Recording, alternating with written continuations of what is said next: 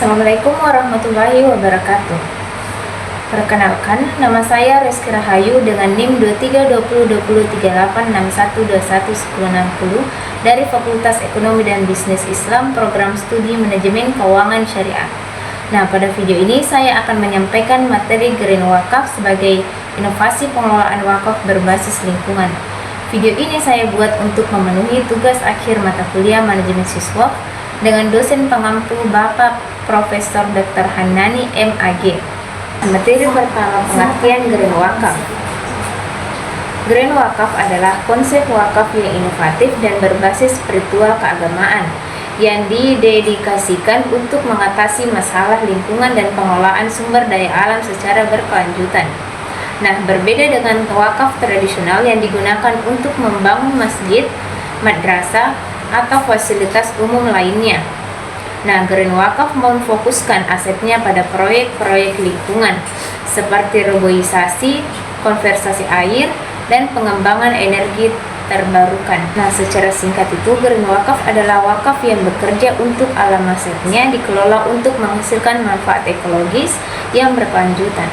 Materi kedua yaitu landasan sejarah dan spiritual dalam Islam. Nah, Green Wakaf sesungguhnya bukan sekedar inovasi pembiayaan hijau, melainkan kelanjutan dari tradisi ekologis yang telah dicontohkan Rasulullah SAW lebih dari 14 abad yang lalu. Nah, contohnya itu yang pertama, wakaf sumur Utsman. Utsman membeli sebuah sumur dan mewakafkannya untuk kepentingan masyarakat. Nah, praktik ini pada hakikatnya merupakan bentuk awal Green Wakaf berbasis sumber daya air karena menjamin akses air bersih bagi masyarakat dan melindungi sumber daya air sebagai aset publik.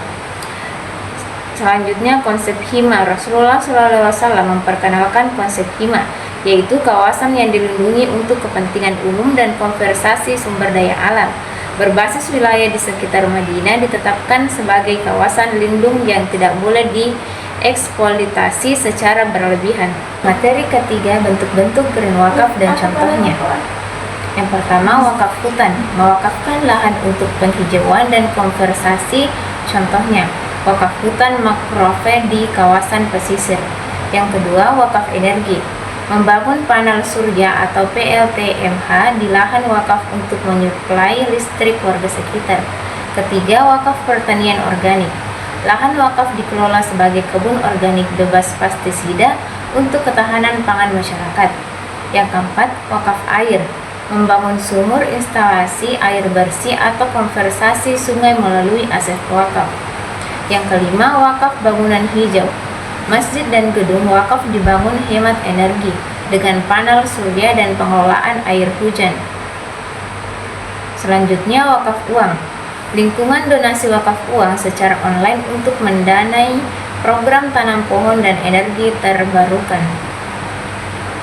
Nah, selain itu, dana wakaf juga dapat digunakan untuk mendukung proyek ekonomi hijau seperti pengembangan pertanian organik, industri daur ulang, atau perusahaan berbasis energi terbarukan. Nah, selanjutnya materi keempat yaitu manfaat dan hubungannya dengan SDGs. Nah, Green Wakaf merupakan inovasi wakaf produktif yang berorientasi pada pembiayaan kegiatan ramah lingkungan dan memiliki kontribusi terhadap pencapaian SDGs. Nah, khususnya pengentasan kemiskinan, energi bersih, penanganan perubahan iklim, dan pelestarian ekosistem. Nah, Green Wakaf memberikan manfaat berlapis untuk alam, masyarakat, dan umat Islam. Selanjutnya, manfaat lingkungan, mengurangi deforestasi, menjaga kualitas air, memperlambat perubahan iklim. Nah, yang terakhir, manfaat sosial ekonomi, memberdayakan masyarakat sekitar, menciptakan lapangan kerja hijau, mengurangi kemiskinan. Selanjutnya, manfaat spiritual, amal jariah yang terus mengalir selama alam terjaga dan memberi manfaat. Nah, kaitannya dengan SDGs atau tujuan pembangunan berkelanjutan. SDGs 13 penanganan perubahan iklim, SDGs 14 ekosistem lautan, SDGs 15 ekosistem daratan, SDGs 1 pengentasan kemiskinan, dan SDGs 7 energi bersih dan terjangkau. Nah, materi kelima, tantangan implementasi. Nah, implementasi Green Wakaf masih menghadapi tantangan berupa keterbatasan literasi, tata kelola, kelembagaan, dan kapasitas nasyir. Oleh karena itu, penguatan regulasi dan profesionalisasi pengelolaan wakaf diperlukan agar peran Green Wakaf dapat dioptimalkan. Nah, di Indonesia diperlukan reformasi hukum untuk memperluas cakupan wakaf dan mendukung proyek-proyek wakaf berbasis lingkungan seperti Green Wakaf. Nah, pemerintah perlu mengembangkan regulasi khusus Green Wakaf yang mencakup mekanisme perizinan, pengelolaan, serta laporan aset wakaf. Nah, selanjutnya materi ke-6, contoh nyata di Indonesia. Nah, Hutan Wakaf Muhammadiyah merupakan inovasi strategis dalam pengelolaan wakaf modern. Program ini menggabungkan konservasi lingkungan, pendidikan, dan pemberdayaan ekonomi dalam satu sistem terpadu. Pengelolaannya dilakukan melalui 3 model utama. Yang pertama, pendidikan untuk edukasi lingkungan, agroforestry untuk produktivitas ekonomi, dan pemberdayaan perempuan untuk inklusivitas sosial. Nah, di level nasional, UNDP bersama Badan Wakaf Indonesia atau BWI dan Wasyid merancang Green Wakaf Framework, yaitu kerangka kerja untuk mengintegrasikan filantropi Islam dengan tujuan pembangunan berkelanjutan atau SDGs. Nah, adapun kesimpulannya yaitu Green Wakaf adalah bukti nyata bahwa Islam tidak hanya relevan secara spiritual, tetapi juga sebagai solusi atas tantangan zaman.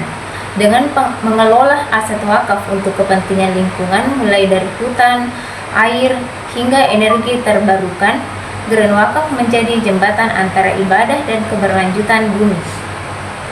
Model Green Wakaf menunjukkan bahwa wakaf dapat berkembang menjadi instrumen pembangunan berkelanjutan yang berdampak luas.